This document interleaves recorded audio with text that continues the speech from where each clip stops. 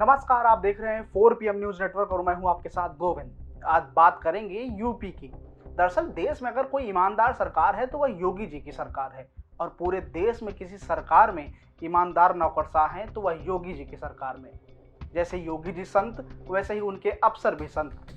किसी भी अफसर को रत्ती भर का माया मोह नहीं है। लेकिन अब देश की जानी मानी संस्था कैग ने कहा है कि प्रयागराज में साल 2019 में हुए कुंभ में भ्रष्टाचार हुआ है। लेकिन कैग को क्या पता कि भ्रष्टाचार का नाम इस सरकार में बदलकर ईमानदार कर दिया गया है। ऐसे में रामराज में भ्रष्टाचार कहां हो सकता है। लेकिन इसका मतलब ये नहीं कि ये घोटाले नहीं करते हैं, ये हाथ साफ करते हैं लेकिन बड़ी सफाई से। लेकिन सरकार के नुमाइंदों को शायद यह नहीं पता कि बड़े बुजुर्ग कह गए हैं कि चोर की दाढ़ी में तिनका। खैर, अब सीधा मुद्दे पर आते हैं। दरअसल जो यूपी सरकार 2019 में संगम नगरी प्रयागराज में आयोजित भव्य कुंभ को सबसे बड़ा और सफल आयोजन बताकर देश दुनिया में अपनी उपलब्धि के रूप में पेश कर रही है, ऐसे में उसी कुंभ के आयोजन को लेकर तैयार किए गए इंफ्रास्ट्रक्चर को लेकर भारत के महानियंत्रक महालेखा परीक्षक यानी कैग की ओर से ऑडिट कराया गया है। साथ ही इस ऑडिट में कई तरह की अनियमितताएं और खामियां सामने आई हैं। प्रधान महालेखा के अनुसार कुंभ मेला अधिकारियों ने मेला क्षेत्र में जमीन को समतल कराने का काम अक्टूबर-नवंबर 2018 में 3 ठेकेदारों मेसर्स नारायण एसोसिएट्स, स्वास्तिक कंस्ट्रक्शन और मेसर्स मां भवानी कंस्ट्रक्शन से कराया था। लेकिन जिस रिपोर्ट को सेक्टर पर्यवेक्षकों और सेक्टर मजिस्ट्रेटों ने सत्यापित किया था उसमें ट्रैक्टरों की पंजीकरण संख्या का महत्वपूर्ण विवरण ही नहीं था। ऐसे में जब लेखा परीक्षक ने क्षेत्रीय परिवहन कार्यालय प्रयागराज के अभिलेखों से मेसर्स स्वास्तिक कंस्ट्रक्शन के नाम पर दर्ज 32 ट्रैक्टरों की पंजीकरण संख्याओं का सत्यापन किया तो उन्होंने पाया कि 4 ट्रैक्टरों के रजिस्ट्रेशन नंबर की जगह 1 मोपेड, 2 बाइक और 1 कार के नंबर दर्ज थे। अब मोपेड, बाइक और कार से मिट्टी की ढुलाई तो योगी सरकार में ही संभव है, क्योंकि ऐसी क्रांति केवल यूपी सरकार के अफसर ही कर सकते हैं। इतना ही नहीं, कुंभ मेला अधिकारियों ने बैरिकेटिंग के कार्य में 27 नवंबर 2018 को 160 और 180 रुपए प्रति रनिंग फीट की दर से एक फर्म के साथ करार किया। इसके अलावा गृह विभाग ने उसी फर्म से कुंभ मेला अधिकारी द्वारा निर्धारित दरों पर बैरिकेटिंग कराई, जिसके बाद जांच में पता चला कि मेला अधिकारी ने नियम के विरुद्ध टेंडरिंग प्रक्रिया शुरू करने से पहले बैरिकेटिंग कार्य के आकलन ही नहीं किया था। इसके अलावा रुपयों की जिन दरों का करार किया गया वे भी तर्कसंगत नहीं थी, क्योंकि लोक निर्माण विभाग ने मेला क्षेत्र में उसी बैरिकेटिंग को 46 रुपए प्रति रनिंग फीट की दर से एक अन्य ठेकेदार के साथ 15 नवंबर 2018 को अनुबंध किया था।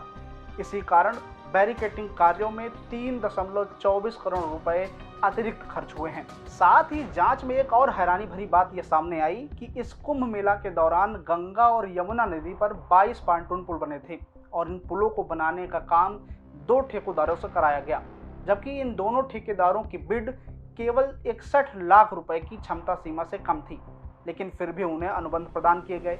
इसके अलावा कुंभ में अलग अलग तरीके से 89,494 अस्थायी शौचालय और 17,910 मूत्रालय खरीदे गए थे और ये फाइबर प्रबलित प्लास्टिक शौचालय 42,000 रुपए की लागत से खरीदे गए। वहीं कैग ने अपनी रिपोर्ट में बताया कि अगर ये फाइबर प्रबलित प्लास्टिक सेप्टिक 36,500 तथा फाइबर प्रबलित प्लास्टिक सॉकपिट 29,000 की दर से खरीदे गए होते तो करीबन 8.75 करोड़ रुपए बचाए जा सकते थे।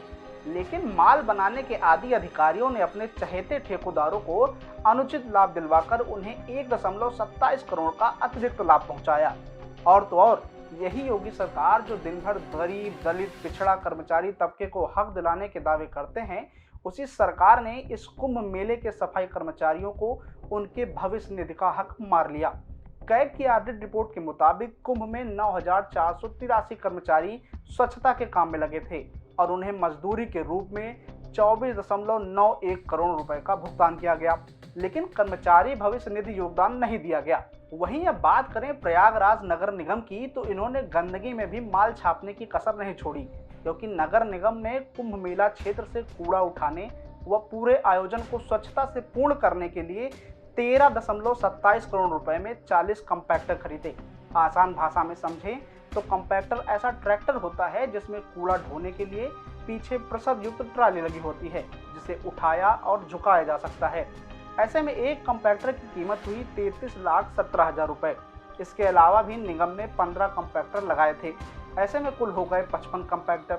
वहीं 76 दिनों तक चले इस कुंभ मेले में 55 में से 22 कंपैक्टरों ने मात्र 1 से 10 ट्रिप लगाए। ऐसे में देखा जाए तो जिस एक ट्रैक्टर पर करीब 33 लाख रुपया लगाया गया, उस ट्रैक्टर ने 76 दिन में मात्र एक बार कूड़ा ढोया।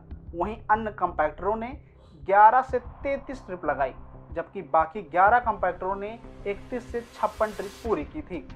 आंकड़ों की माने तो कुल 55 कंपैक्टरों ने 9,746 मीट्रिक टन नगरीय ठोस कूड़ा उठोया। लेकिन कैग की रिपोर्ट में दावा किया गया कि जितना कूड़ा ढोने का काम केवल इन गाड़ियों से लिया गया, वह केवल 10 कंपैक्टर से ही लिया जा सकता था।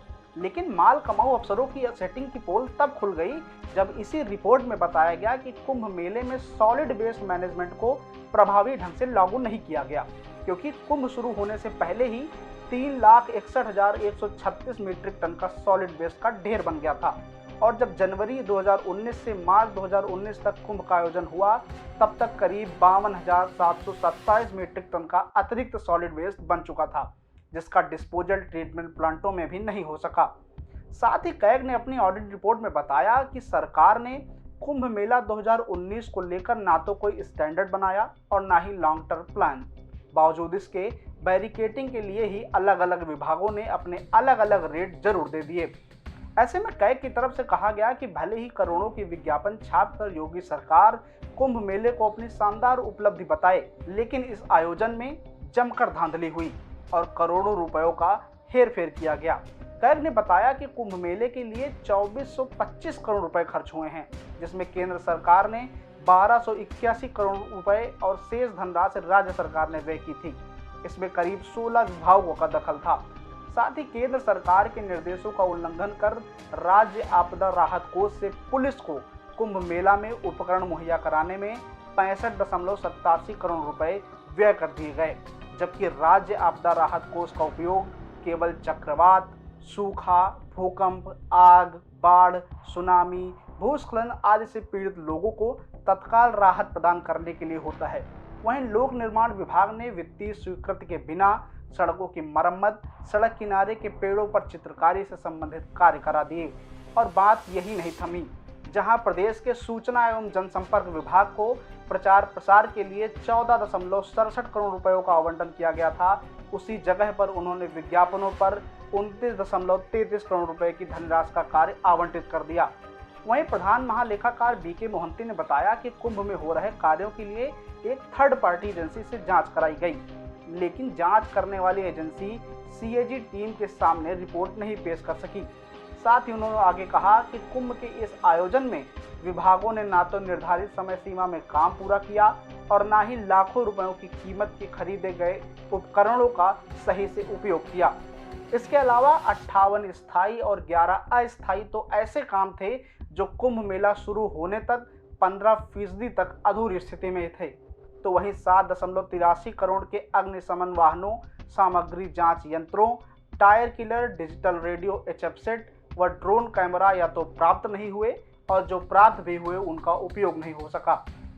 अब भाई ये तो हो गई घोटाले की बात, लेकिन जिस तरह से कैग ने इस कुंभ के आयोजन को महा घोटाले का कुंभ बताया है, उसे देखकर तो यही लगता है कि जल्द ही कैग की इस रिपोर्ट को दरकिनार किया जाएगा और साफ सुथरी स्वच्छ छवि वाली योगी सरकार अपने आंकड़े जारी करेगी, क्योंकि राम राज्य में भ्रष्टाचार तो हो ही नहीं सकता और इस तरह सच भरी बातें करने वाली संस्थाओं को बैन कर देना चाहिए।